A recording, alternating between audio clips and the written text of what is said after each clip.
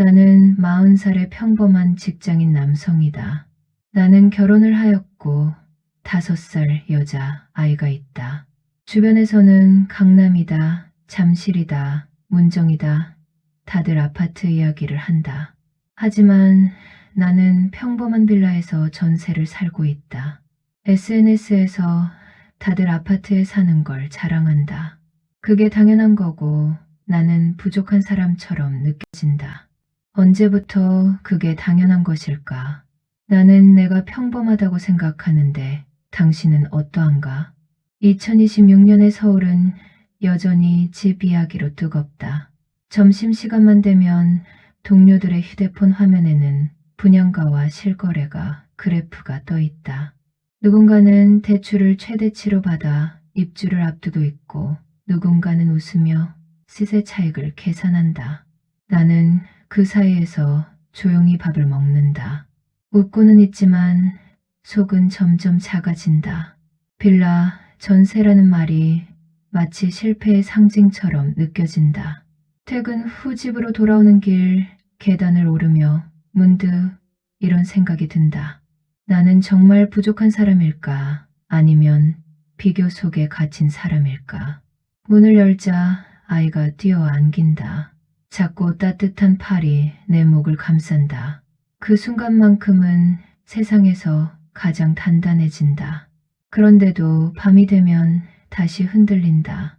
내 선택이 가족을 뒤처지게 하는 건 아닐까 하는 불안 때문이다.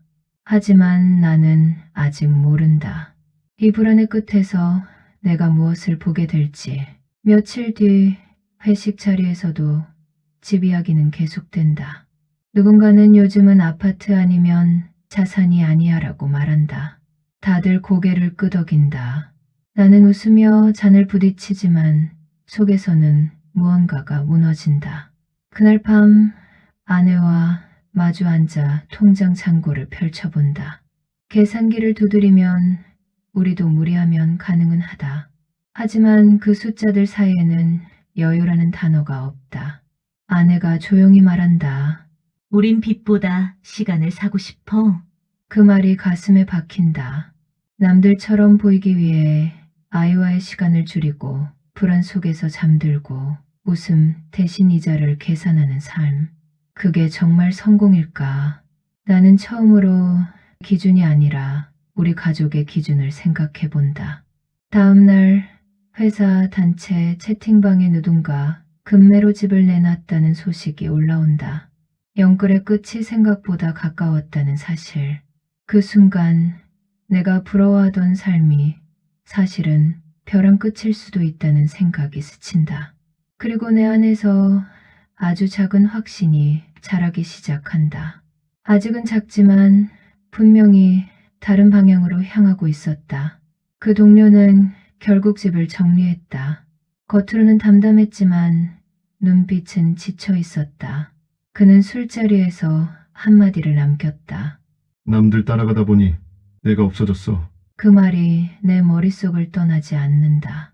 나는 집으로 돌아와 아이가 자는 모습을 한참 바라본다. 작은 숨소리, 이마에 맺힌 땀, 아무 걱정 없이 잠든 얼굴. 그 평범한 풍경이 나를 붙잡는다. 나는 스스로에게 묻는다. 아파트 한 채가 이 아이의 웃음보다 중요한가? 남들의 박수 한 번이 우리 가족의 안정감보다 값진가? SNS 속 사진은 화려하지만 그 사진 뒤의 사정까지는 아무도 모른다. 나는 그동안 결과만 보고 과정을 상상하지 않았다. 주말 나는 아이와 동네 놀이터에 간다. 오래된 그네와 작은 미끄럼틀뿐인 공간이지만 아이는 세상을 다 가진 듯 웃는다. 나는 그 웃음을 보며 깨닫는다. 내가 지켜야 할 것은 주소가 아니라 이 시간이라는 것을. 2026년의 겨울, 집값 뉴스는 여전히 자극적이다. 오를 때는 환호가, 내릴 때는 공포가 번진다. 하지만 나는 더 이상 심장이 요동치지 않는다. 대신 퇴근 후 아이와 블록을 쌓고 아내와 늦은 밤 차를 마신다. 빌라의 작은 거실은 우리에게 충분하다. 빚이 적은 만큼 웃음이 많고 불안이 적은 만큼 대화가 깊다. 회사에서는 여전히 비교가 이어진다. 하지만 나는 예전처럼 고개 숙이지 않는다. 속으로 생각한다. 나는 도망친 게 아니라 선택한 것이다. 무리한 자랑 대신 흔들리지 않는 일상을 택했다. 누군가는 아직도 평수를 묻지만 나는 이제 대답 대신 미소를 건넨다.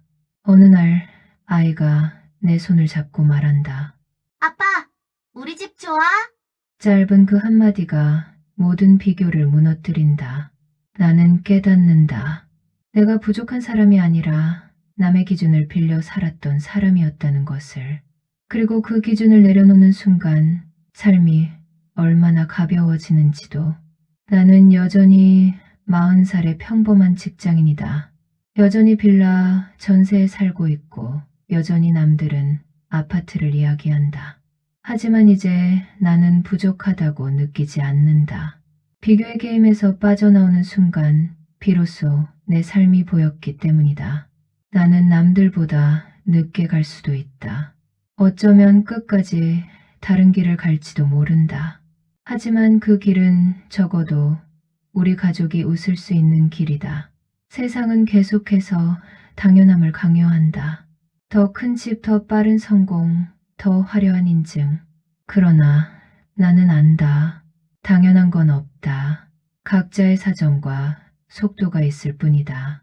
나는 빚으로 만든 자랑 대신 오늘 하루를 지켜낸 나 자신을 선택했다. 그리고 묻고 싶다. 당신이 쫓는 그 기준은 정말 당신의 것인가?